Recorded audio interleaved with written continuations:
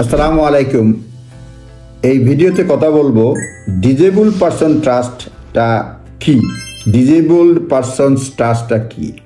A disabled person trust allows you to put away asset to be used for the recipient benefit during their lifetime without affecting their right to receive mean-tested state benefit. Mean tested state benefit পাওয়ার অধিকারতে খর্ব না করাই যে ট্রাস্টের মাধ্যমে মানে যে ট্রাস্ট করা হয় এটা ডিজেবল মানে এটা অ্যালাউ করে।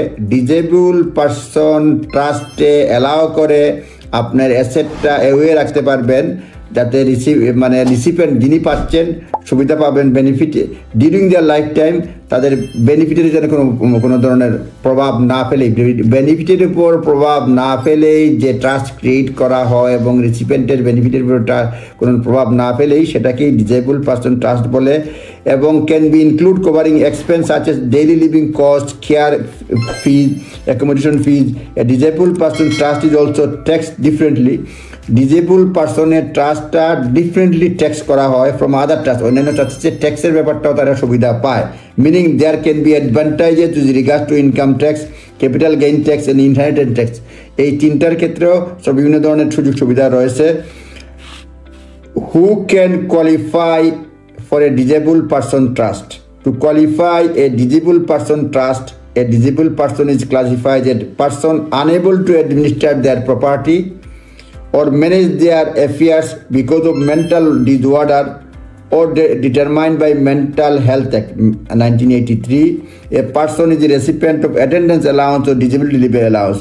অর্থাৎ কারা কোয়ালিফাই করে ডিজেবল পারসন ট্রাস্টের জন্য, এটা বিভিন্ন ধরনের লোকজন রয়েছে। মানে কোয়ালিফাইড ডিজেবল পারসন ট্রাস্টের জন্য যিনি মেন্টাল হেলথ অ্যাক্ট 1983 অনুযায়ী আনএবল টু অ্যাডমিনিস্টার, তাদের প্রপার্টি অ্যাডমিনিস্টার করতে পারে না, আর ম্যানেজ দেয়ার অ্যাফেয়ার ম্যানেজ করতে পারে না। এর ছাড়াও রয়েছে a person who receive attendance allowance ও ডিজেবিলিটি লিভিং অ্যালাউন্স। হ্যাঁ, যারা পায় তারা এই করতে পারে, এটার মানে ট্রাস্টে থাকতে পারবে। A person is receipt of increase disablement pension যিনি পান তিনিও এই ধরনের ট্রাস্টের মানে করতে পারবেন, কোয়ালিফাই করতে পারবেন disable person trust. Person receipt of arm forces independence payment, এটা ট্রাস্টে কোয়ালিফাই করতে পারবেন।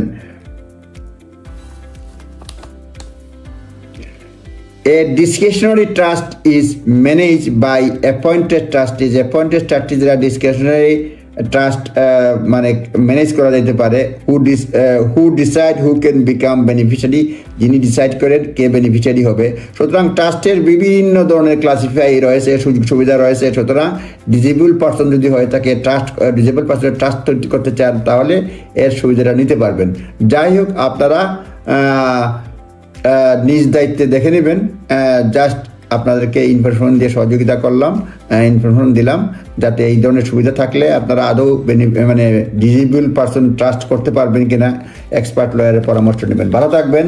আসসালামু আলাইকুম।